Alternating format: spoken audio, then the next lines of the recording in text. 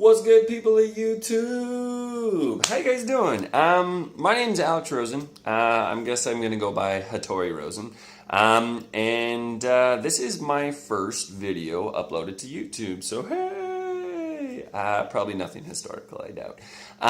So I've decided to base my channel off of One Piece, and I'll be giving out reviews mainly on the manga. I think that's where I like to keep my focus, and during my reviews, I'll kind of probably mix in with, like, how I thought the chapter went, obviously, kind of like where I think the story will be going, and probably just some theories, too, that I just want to toss out there that are, like, my very own.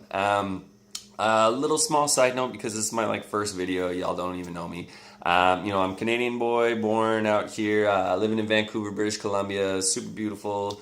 Super great. I've been watching One Piece for a really long time, actually. 2006 is when I think I stumbled onto it, around the same time I got into Naruto and stuff. But and I started reading the manga a little bit later on, once when I caught up to the series. I've been a giant fan.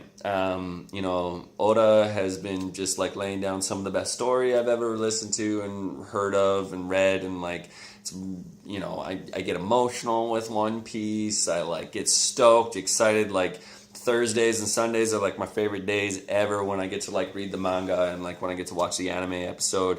And the reason why I guess I'm putting out these videos is mainly because I don't have anyone to talk to about this, I watch an episode or I read the manga chapter and then I'm on the internet and I'm just I'm going up to Reddit, YouTube, all that stuff, just to see what y'all are saying. And, my friends love me, they love my nerdiness and they love my goofiness, but just none of them are on the One Piece tip. And, so that's kind of why I'm doing it out here. So I think mainly the thing that I want behind these videos is, I'm not looking for a million likes or anything like that. I'm not looking for subscribers, really. I'm more so looking for comments. If you guys just lace down your comments on the video and stuff, just what you thought, you can, review me, I don't give a fuck, but, just more so about, hey, where do you think One Piece is going? What do you think this chapter was? All that. If I can start some discussions about this, that'd make me so happy, because that's what I want, y'all. That's what I want.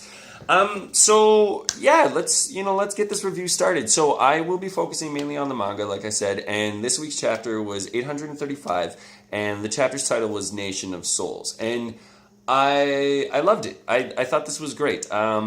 So I'll start off with a bit about the cover spread, kind of a little summer transition, also a little homage to hey, we did it, Film Gold, it's out, it's rocking, people are digging it and stuff. So the crew's eating shaved ice cream, we got a polar bear mixing it up, penguins just partying all over the world, Frankie's got the cool shirt and stuff, I like it. My favorite part about it though is when Sanji, Zoro, Brook, and Robin are all suffering from brain freeze in the back. And I love Robin's seriousness, but how she adds to the comedy side of the whole crew and whatnot. It's great. Even all the way back from the Zoe arc and stuff like that too. How she's been kind of letting it slip a little bit more and here and there. It's fantastic. So yeah, I really did like the cover spread. Okay, so jumping into the chapter, this is pretty big. There were a lot of really big reveals here, which was it was so awesome. It was excellent. First and foremost, we saw in the beginning of the chapter where the citizens of Totland happen to be giving kind of a bit of their life, I guess is what they call, which we do find out that it's their soul. And it's these incarnations, which is a part of Big Mom's soul fruit, that go out and they collect a toll for living on Totland and for actually being able to stay there under Big Mom's protection. And it turns out that after every 6 years or so, it's you've given a year of your lifespan, I guess, away to Big Mom and to serve her for, what she does with it and stuff. And I think that's crazy. I think that's one thing, if I can ask you guys to leave a comment down and stuff like that, would you do that? Would you, under the protection of the One Piece world, side with Big Mom and kind of, actually donate a little bit of your life to her and stuff like that? Myself personally, I don't think so. I'd be a little bit more daring, I think, in the One Piece world. I wouldn't want to have that type of protection, especially where it was at such a cost. But who knows? Who knows, right? So, yeah, it's the first thing that we find out, and then we find out later on about the soul fruit. And actually, you know what, I'll get into that a little bit as I move on through the story. But starting off then, when we did see the soul collection, I'm going to move over to like the next panel, which is going back into the woods. I forgot what the woods are called, but where basically Luffy, Nami, Chopper, and Carrot have all been kind of duped with like Big Mom's crew's powers slash also Big Mom's powers as well. You know, we got to see Brulee's power for the first time too, or I guess in the fighting effect of it too, which is the Mir fruit. And I think a lot of us knew that that was kind of happening. Like, either we knew that she had like a Mirage fruit or something like that, but I enjoyed her Mir fruit quite a lot. I think it was really cool, especially in like the battle tactics side of things, where finally when Carrot, like, she got to use that Electaclaw or like Electclaw or Electaclaw or whatever it was, which I thought sick. Makes, oh, so sick, so awesome, so great. And she used it, and unlike Barto,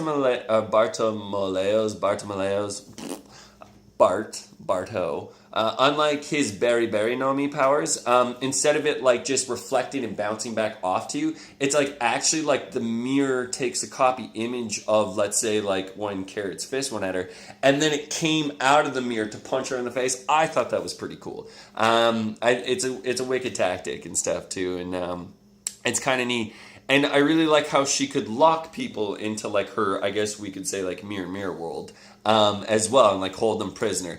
I like the effect too, like how she used her gangly arms to like kind of make the mirror like that to block it off as a shield. I thought that was wicked. So I think there's a lot of potential in. She's the eldest daughter, eh? So the eldest daughter of Charlotte Lynn's family. Yeah, Brulee, just like kicking some butt, man. Like, I thought it was pretty cool. Nami's giving us like a little sneak preview of the climb attack and stuff like that, like, which is awesome. I'm glad that it extends. I can see like how it could probably help her with like wind, reach, like, you know, using as like using as kind of like a lightning rod or something like that in that effect. We'll see what her powers is later. I'm really stoked for seeing like this half of the crew, like the curly-eyed pirate crew members, to like kind of like level up a little bit.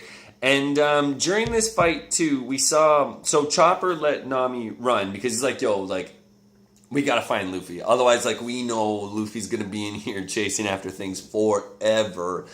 If we don't find him, tell him what's going on, then, like, you know, shit's gonna hit the fan type thing like that. So he pops the Rumble Ball in, he goes into Monster Point, and Brulee's all like, oh, damn, like, Chopper, like, I was noticing that you were an interesting one. And, like, you know, obviously Big Mom's got this whole entire thing where she's like, she loves to, you know, she wants, like, she loves creatures of all different, like, walks of life in the earth and stuff like that. And she wants them all to come together in, like, her utopia of Totland. And I also think, too, it's not just, like, the cool, strange characteristics of, like, Chopper, I guess, like, in his, like, zone fruit. But I think it's more that, like, Brulee knows that Big Mom is all about, like, this giganticism type thing. And how she already has Caesar working on it, and now she's going to see Chopper being able to, like, level and expand up. And I think, like, that's going to be a big thing is, you know, Chopper and Caesar are probably going to, you know, they're going to have to get put together. And really, like, those two characters, Chopper and Caesar, they've been, like, duking it out from the beginning, you know. Like, Caesar's been poisoning people, Chopper's been curing them. Like, Caesar with, like, the giganticism, like, candy and stuff like that on the kids. And Chopper is, like, you know, like, just trying to negate that as best as possible using his medical research. So I can see how these two are going to come together. And I'm kind of stoked, too. I really hope that Carrot gets to stay with Chopper as well. Just because I think Chopper, you know, maybe if he doesn't get, like, anything in the hockey realm, he'll actually be able to learn how to use this, like, electro power and probably boost a lot of his points and his fighting styles as well, which I think would be stoked. I mean, super awesome, and I'd be stoked on it. These are, like, my own theories and stuff like that, too. Once again, leave your, you know, comments below. Tell me what you think about it, too. It's the way that I'd like to see it. Especially with this giganticism thing, too, a little side-off thing. Like, I always thought that Big Mom was a giant from the get-go, and I think that was, like, kind of played to in, like, last week or 2 weeks chapter when she, or, like, yeah, it was last week's chapter, when she was talking to Caesar about bringing her whole entire family up to her eye level and stuff, and it makes total sense, too, if she's a giant and she's been having kids for, like, so long, too, and, like, so many kids, grandchildren and whatnot, that, like, giants live up to 300 years, so that makes sense. And, like, yo, like, a Yonko being a giant, like, yeah, man, that's pretty tight. So kind of moving on and going back into like the whole entire Big Mom soul fruit, like the incarnations and all that stuff. So everything gets revealed to us by the Juice Giant, who actually happens to be a great reveal, like Lola's father, so therefore an ex-husband of Big Mom herself. And I love how he was like calling her Lin Lin before, and like, you know, like as I was reading it first time, he said Lin Lin, I'm like, oh, maybe a brother, maybe, yeah, a husband or something like that. And I love how that was the thing. Like that. So that's a very cool confirmation. And I love how Oda does that, where a character we never really think of is like, you know, that important, something that we just like half meet, just all of a sudden just ends up being like, you know, oh my god, like, hey, you're such like a big important part to this now. Like, you know, this Lola chick we've known for such a long time, this is who, you know, this is her dad and stuff. And I like how he's kind of like the outcast. It really seems like this is going to be someone who's going to guide the crew around in Pudding's place, like here on like Whole Cake Island and stuff. So that'll be kind of interesting, you know, like with the way that Luffy and Nami are kind of placed in this predicament. And like they'll probably take out the 10th son, like the Biscuit fighter. Oh shoot, Cracker Biscuit. Sorry. Should have done my research a little bit more before I started this. But you know, like maybe Luffy will like kind of like take him on, get the Juice Giant out of trouble and stuff, and then, you know, we'll move on from there, and like maybe he'll like take Luffy around. We'll see how it goes.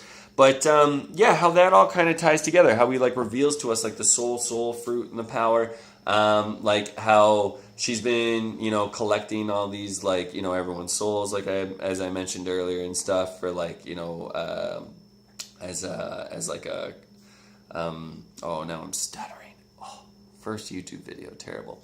But like collecting it is, I guess, like a toll technically to live on her island and her support and stuff. And I guess like too, that's another thing. It's finally a confirmation too with Lola that yeah, she has been one of Big Mom's children, you know, for a while. And everyone speculated that, I think, too. It's finally confirmed. So, you know, people of YouTube, we now know. No more arguing, okay? Yeah, so I think that kind of covers everything that I had to say. I'm sorry if I ranted. I think my videos will get a little better. You know, it's fun. I'm really liking this. I like this review today. So if I could, I guess, rate today's episode, I'd give it like a 4.5 out of 5, I think is what I'd give it. The reveals was awesome. The fights weren't that bad. Like definitely like knowing like Brulee's power, I thought that was pretty cool. You know, I think we spent a little bit too much time in these woods though, which is a bummer. It's not my favorite scenario, but you know, it's cool. But at least like the powers of Big Mom are revealed. We know like how she's putting the souls into you know, these inanimate objects and animals and stuff like that. Oh, there's another thing too with like Randolph, I guess, the bunny fighter thing. We now realize too that like Big Mom can put the soul into animals as well. I think that's pretty cool. It's weird, you know, like there's a lot of questions and loopholes in there, but I'll get to that a little bit later on. I'm not going to go on too much.